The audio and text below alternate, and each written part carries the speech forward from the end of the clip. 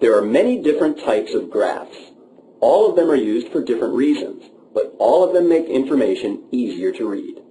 A line graph is used to show how the quantity or amount of something changes over time. For example, I recorded how many apples I ate each month for 6 months. Here is my data in a tally chart.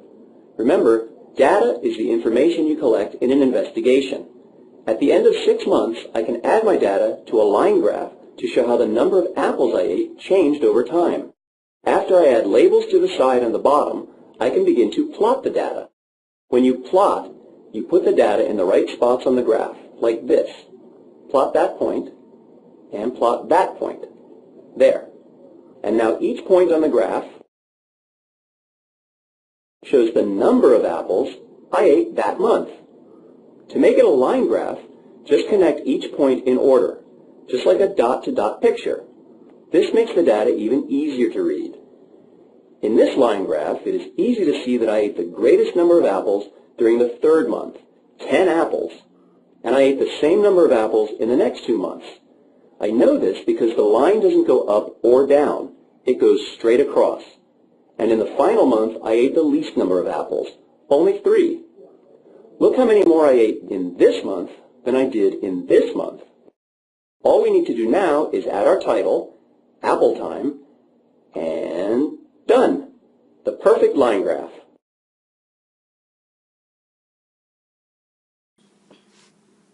Okay, so we are going to be learning about line graphs. They're a little bit different than bar graphs because we're going to actually plot points. This is going to help us learn how to plot coordinates on a graph. That'll be coming up. So let's go ahead and take a look on how we can plot graphs. Or make line graphs. I'm not thinking right now. All right, so first thing we need to do is let's take a look at our graph here. So we're going to be doing plant growth. I've got weeks along the top here, which is weeks 1, 2, 3, and 4, and this is the height in inches that they were measured during that time. This right here is already what they have come up with, but I'm going to show you how to do that. First of all, I'm going to choose a scale and interval. So my scale is going to be from 0 to 20 because I'm going to look here at my big values. Let's make that bigger. Okay, so I'm going to look here at my values, and we've got 6, 9, 13, and 15. So if I go 0 to 20, that gives me enough room to be able to not crowd my dots, but yet not have them so far away. So I'm going to start with my scale being from 0 to 20. Then I'm going to decide what my interval will be. And since we've got some pretty varying numbers, I want to keep my interval kind of small. So I'm going to go ahead and go with 5s, because with 5 I can still figure out what 6 is, 9, 13, okay, and obviously 15 will be right on a corner between 2 lines.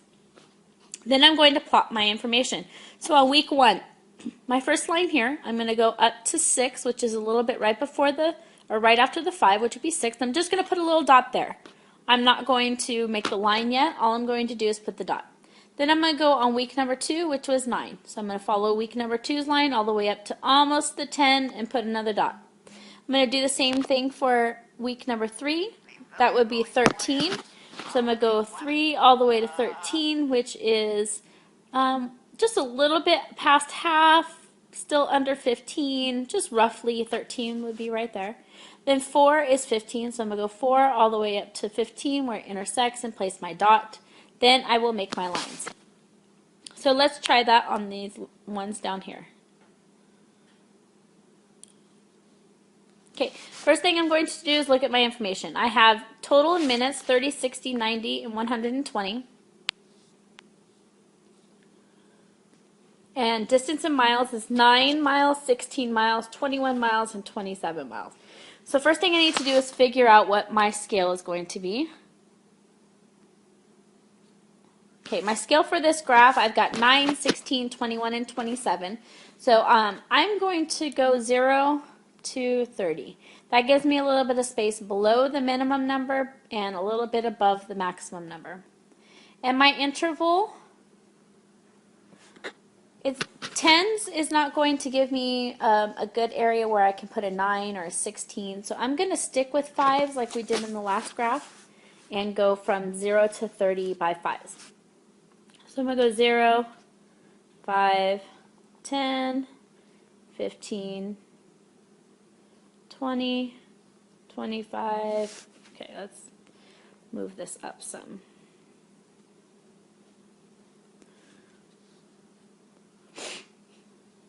I think Miss Fernley's coming down with a cold. Okay, so let's go here and make this the bottom of our line down here. Okay, so 5, 10, 15, 20, 25. Wish they made pens for these. It'd make it so much easier. Okay, so that's a 15 down here.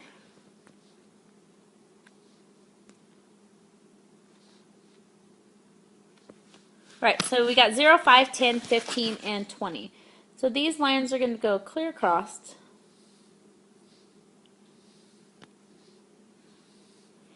Your lines will need to match up with the numbers on these on these line graphs. Okay, and so now I've got to do my bottom distance. Okay, so my first line here is going to be 30. Second line is 60. Third line is 90. Fourth line is 120. So there is my first set of lines. Okay, so now what I'm going to do is I'm going to plot the information. So on line 30, I've got 30 and distance in miles is 9. So I'm going to take the 30 all the way up. So I'm going to take this line right here, and I'm going to go all the way up to just before the 10. And then I'm going to put a dot. Trying to make it big enough so you guys can see it. Okay, so there's my first dot. Then I'm going to take the next line, and I'm going to take 60, go all the way up to 16, which is going to be right past the 15, and I'll put another dot. So there. Okay, then I'm going to do the same for 90, which was 21, so I'm going to go up just past 21 and make a dot. Oops. Sorry, my dots are just not working properly with this. And then I'm going to do 120, which is going up 27, which is just a little bit past 20. Okay.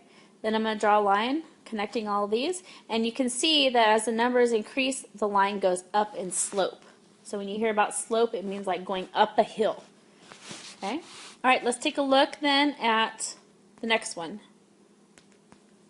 Oh. Okay.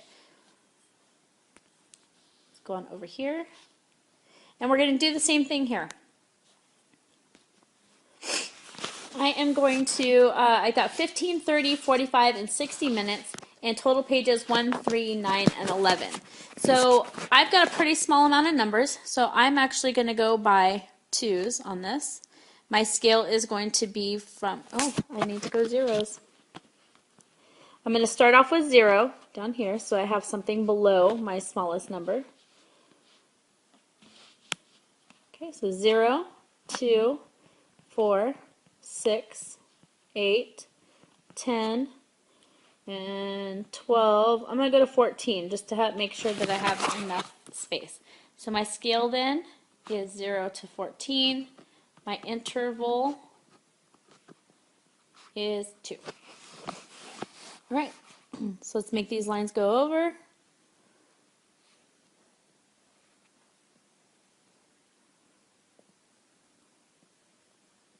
Okay, then I have 15, 30, 45, and 60, so I'm going to need 4 lines this way. So this will be 15, 30, 45, oops, and 60. Okay, let's plot our points. Let's do it in blue this time. Okay, so my first one is going to be 15 minutes is 1 page. So I'm going to put a dot right here. 30 minutes is 3 pages, so I'm going to go right between the 2 and 4. 45 minutes is 9 pages, so I'm going to go right before the 10. right in between the 8 and the 10. And then 60 is going to go 11 minutes, which is right in between the 10 and 12. Okay, and if Miss Fernley's dot was correct right here on that, you'd have a closer line. Right here. Okay, and then I'm going to connect the lines like that, and that'll give us another slope upward. Okay. Okay, let's take a look at how to read these line graphs now that we know how to draw them. So I'm looking at a line graph here, average heights in Honolulu. What is the average temperature in Honolulu? So my highest average temperature, so I'm going to find the highest dot. Let's see here, look in here. Okay, that's not higher. We can go higher here. Okay, this looks like it's going to be my highest dot. And I'm going to follow it all the way over, and we've got 89 degrees. 89 degrees. Okay. During what months are the trends level? Okay, so now I'm looking for lines that go straight across. So right here, right off the bat, I've got from January to February is a straight across line, and then it keeps going up, up, up, and then I've got a straight line through between June and July, then I'm going to go up, and a straight line between August and September. So these are going to be my answers. So I've got January and February. I've got June, July.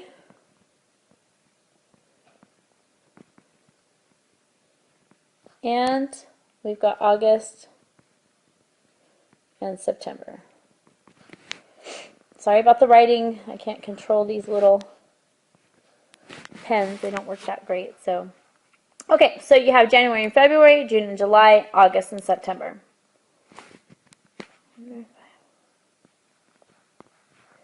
So it would be this line right here, if you can see it.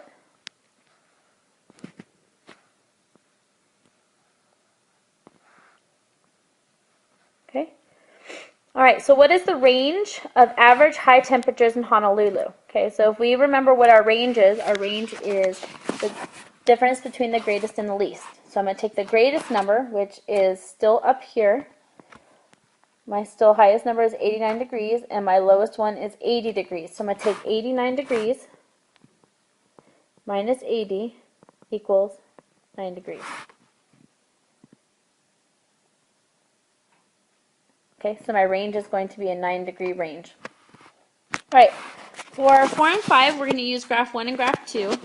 When you are doing your actual work, you're going to explain your choice, but Ms. Fernley will just talk you through it and write a label for each side of each graph. Which graph might show someone repeatedly going up and down stairs? Okay, that's pretty easy. Going up and going down, going up and going down, going up and going down. Okay, so that would be graph number 1. Okay, which graph might show the draining of a bathtub filled with water? Okay, so right here I've got a full tub, and then as I let the water go, it goes down, down, down, down, till it's empty. So graph number 2 would be here. So then I could label this bath water loss, maybe, and then I can label this over here stairs climbed. Okay, so that is this lesson in a nutshell. So we'll be practicing tomorrow. I'm going to switch over to the next slide. We'll do your WSQ, which is just your paragraph summary, and write down any questions you might have. See you in the morning.